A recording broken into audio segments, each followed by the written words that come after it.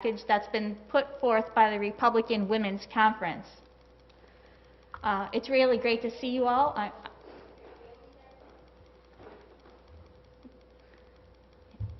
We'll try that again. It's really great to see you all, but I certainly regret the reason that we're in this room and we're discussing sexual harassment. You know, when I think about it, I look at the calendar, and the calendar tells me it's the year 2021. But you certainly wouldn't know that by reading the headlines that are coming out of state government. Think about it for a moment. Women have had the right to vote for more than 100 years. We have earned and risen to high offices in government and in business. Women everywhere are leading and making a difference in their workplaces and in their communities.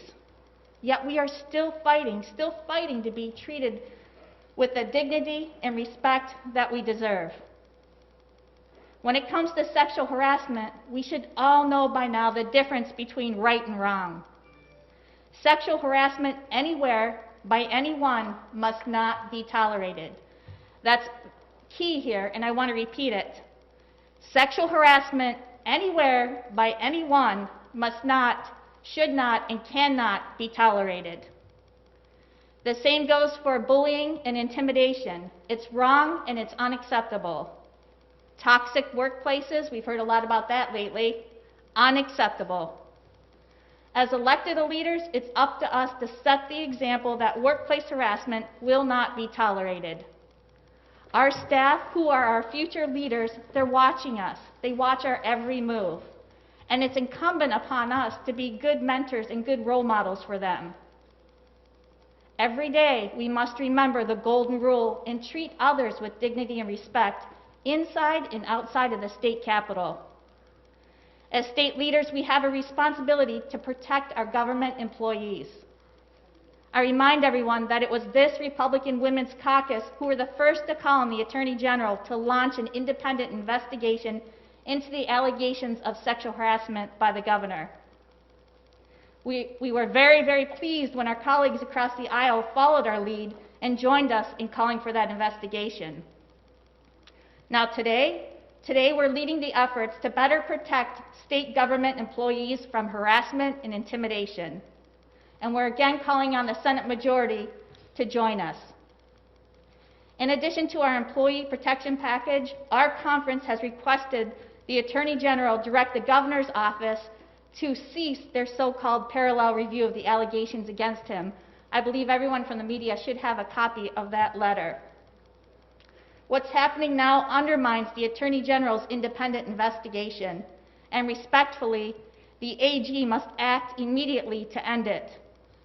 The executive office staff who are being interviewed as part of the AG's investigation must have every single opportunity afforded to them to cooperate fully, speak freely, without fear of reprisal.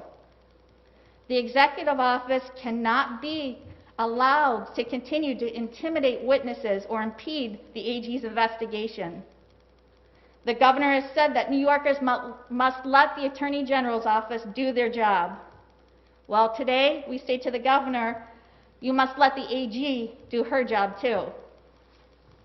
At this time, I'd like to have my colleague, Senator Sue Serino. She's going to speak to us about her bill, which is Senate Bill number 2948. Thank you, Senator Helming, and thank you to the media for being here today. I've been consistent in calling out bad behavior since day one, whether it was a presidential candidate, New York State's Attorney General, a sitting New York congressman, and now our governor. For me, this is not a partisan issue, this is a power issue. These incredibly disturbing allegations speak directly to a culture where power seems to protect and embolden bad actors. Enough is enough. We are women in the workplace, and to hear what other women have gone through right here in the state capitol, it really hits home and it's heart-wrenching. Think about the young women that we all employ. In the wake of the #MeToo movement, we did real work to change policies that we thought would make a difference here. But it is painfully clear that we must do more to put an immediate end and final end to the culture of corruption and secrecy that has silenced victims for far too long. Employees need access to a process they can trust to report misconduct and hold perpetrators accountable.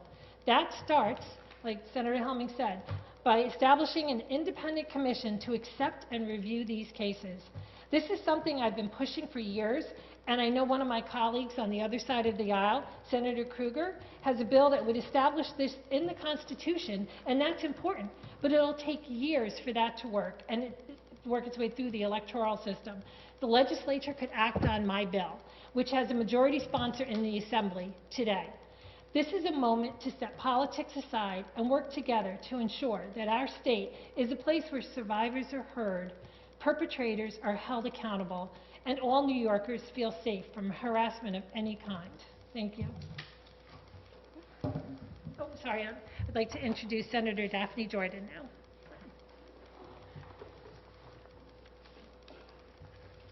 Thank you. Good afternoon. I'm Senator Daphne Jordan and serving and representing the 43rd District. I'm proud to again stand here with my colleagues in continuing to advocate for the New York State Senate Republican Women's Caucus's legislative package focused on protecting employees and ending sexual harassment and abuse in the workplace. My colleagues and I were the first ones to call on State Attorney General Letitia James to conduct an independent, nonpartisan investigation into the serious allegations of sexual harassment made against Governor Cuomo. Our public call came after just one victim had the courage, incredible personal courage, to come forward and share what she experienced. Now, there are 8 individuals that have made serious accusations of sexual harassment, abuse, a hostile workplace, and intimidation against Governor Cuomo. Each of them must be heard, and they will be heard. While everyone is entitled to due process, even this governor, the shocking details of a troubling pattern of sexual harassment and a hostile workplace from these credible women, the majority of whom worked or currently work for Governor Cuomo, and another who works as a journalist, demands a nonpartisan investigation, just as we publicly called for weeks ago. To her credit, Attorney General James has already launched an investigation as we suggested, and I'm eager to see these findings. Earlier today, my colleagues and I wrote Attorney General James asking her to immediately direct the executive chamber to cease its widely reported effort to conduct a parallel review of the multiple sexual harassment and misconduct claims being made against Governor Cuomo. Reporting from the Wall Street Journal, the Times-Union, and the New York Post found that the executive chamber has hired a high-powered law firm to conduct a review and offered to have their lawyers sit in with staff members on interviews with appointed independent investigators. The governor's highly unusual and frankly highly inappropriate plan creates an obvious potential for witness tampering and intimidation, potential obstruction of justice, and threatens the integrity of Attorney General James's investigation, just as our letter indicated. Besides our letters to the Attorney General, we also unveiled our Employees in the Workforce Protection Package last week, a series of comprehensive proposals seeking to address sexual harassment in the workplace, and specifically state government offices. The goal of that package is enacting long overdue reforms for the state workforce to help prevent terrible acts like the ones Governor Cuomo is accused of by 8 women. My legislation, Senate Bill 5770, which is part of our package, would protect employees from retaliatory actions by an employer or co-employees by criminalizing the use of confidential employee personnel files for the purposes of harassment, intimidation, or embarrassment. Under my legislation, a person would be guilty of illegal employee retaliation when he or she, with intent to harass, intimidate, or embarrass an employee, shares confidential information within such employee's personnel file with a third party, and the employee has not affirmatively consented to the sharing of that information. This provision is critically important timely, and it's relevant to, given the recent accusations made against Governor Cuomo. It was reported that back in December, Governor Cuomo and some of his closest advisors drafted a letter that made specific references to Lindsey Boylan's personnel records. The highly inappropriate letter was reportedly circulated to former Cuomo administration officials for their signatures. Also, there were reports that the governor's office called former employees to learn if they had heard from Ms. Boylan in what was characterized by some as an attempt to try and obtain information about her.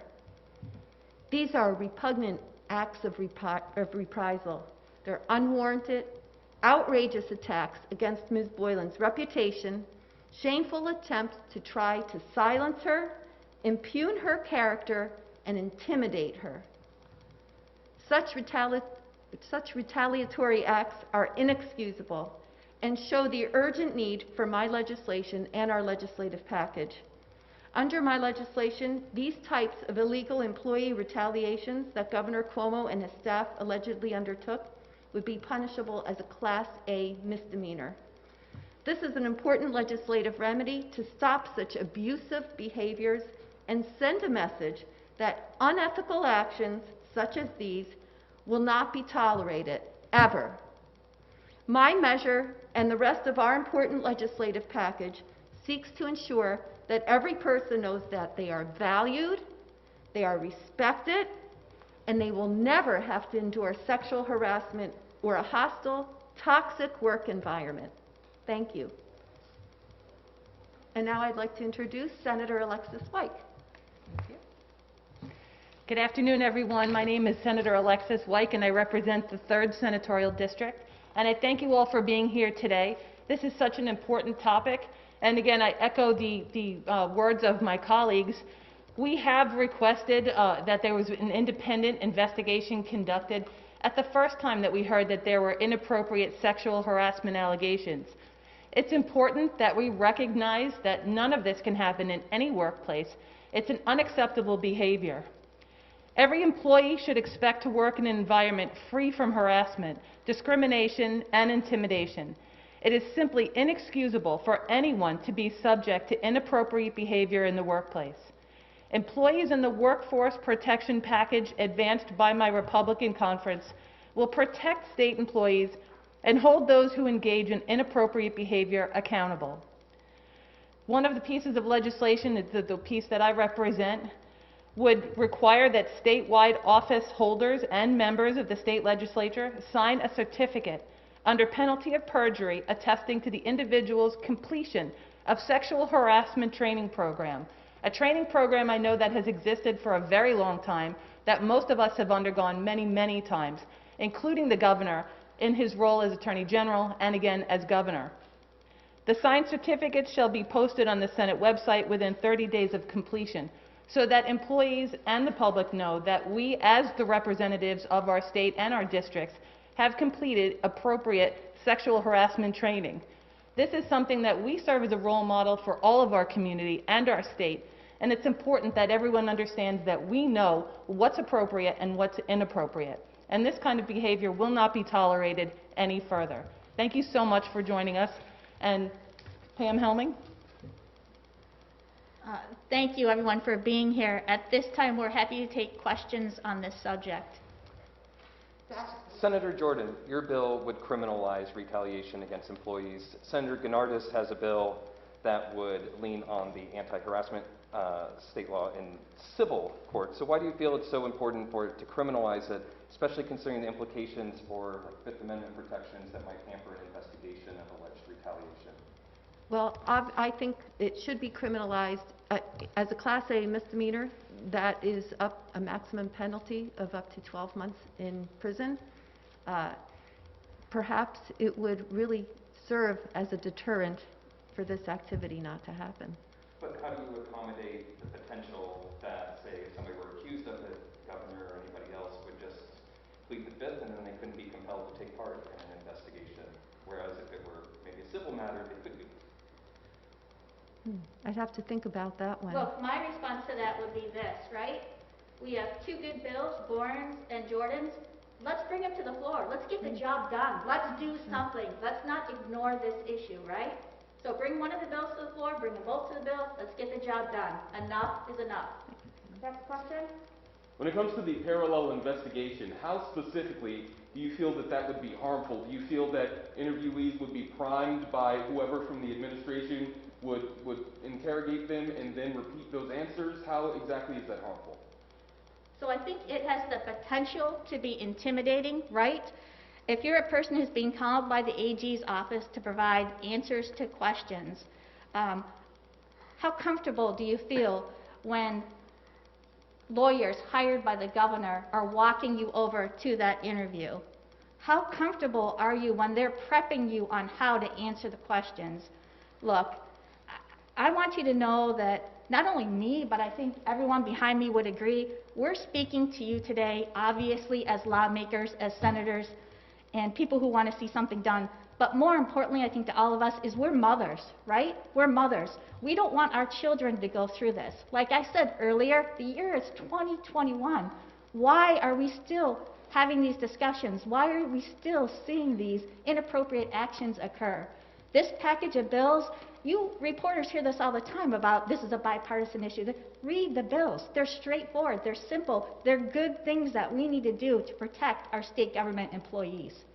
Also, as it relates to, I believe Sue Serino had mentioned sitting congressman, I'm assuming you were alluding to Tom Reed. How do you all feel he dealt with that as women in state government? And do you feel that anything different should have been done, possibly a resignation? So I would just answer that this way, that I hope people in the federal government are looking at this package of bills that we've put forward and that they grab these bills and they adopt something similar at the federal level. Obviously, something more needs to be done. Let's get it done and let's do it. Yes, certainly as the budget deadline approaches, all lawmakers, and I'm sure the governor too, has a priority list.